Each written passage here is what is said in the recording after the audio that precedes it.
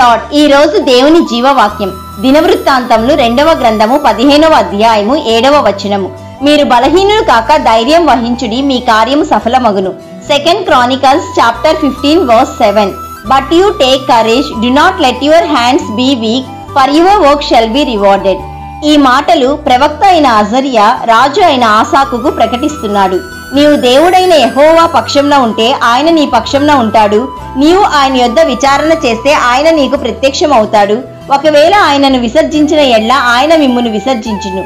కాబట్టి దేవుని కార్యమును చేయుటకు బలహీనులు కాక ధైర్యం వహించుడి, మీ కార్యము సఫలమగును అని ప్రవక్త అయిన అజర్యా రాజు అయిన ఆసాకును ప్రోత్సహిస్తున్నాడు.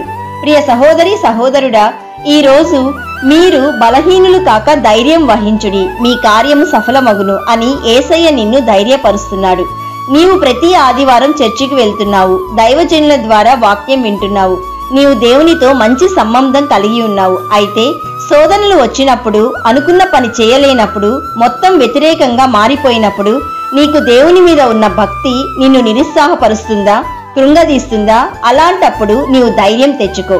నా యేసయ్య గొప్ప దేవుడు, నేను చేయు ప్రతి కార్యం సఫలపరుస్తాడు అని విశ్వసించు.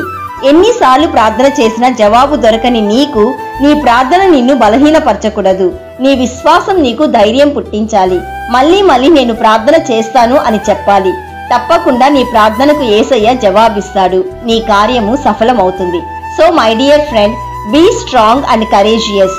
Do not be frightened and do not be dismayed, for the Lord your God is with you wherever you go. కాబట్టి ప్రియ సహోదరి సహోదరుడా, నీవు ప్రతి భారమును సులువుగా చిక్కులు పెట్టు పాపమును విడిచిపెట్టి విశ్వాసమున కర్త అయిన యేసయ్య వైపు చూడుము. యేసయ్య ప్రతి అవమానమును నిర్లక్ష్యపెట్టి సిలువను వహించి పాపాత్ములు తనకు వ్యతిరేకంగా చేసిన తిరస్కారము అంతయు ఓర్చుకొని దేవుని సింహాసనం యొక్క కుడిపార్శ్వమున ఆసీనుడై నీ కోసం ప్రార్థిస్తున్నాడు. కాబట్టి నీవు బలహీనతను విడిచిపెట్టి ధైర్యం తెచ్చుకో, నీ కార్యం సఫలమవుతుంది. ఈ వాగ్దానం నీ జీవితంలో స్థిరపడాలని మేము ప్రార్థిస్తున్నాము. నమ్మిన వారందరూ ప్రార్థనలో ఏకీభవించండి. యేసయ్య, ఈ రోజు మాకిచ్చిన జీవవాక్యమును బట్టి నేను స్తుతిస్తున్నాము. తండ్రి, మమ్మల్ని బలపరచు దేవుడవు నీవు మాత్రమే.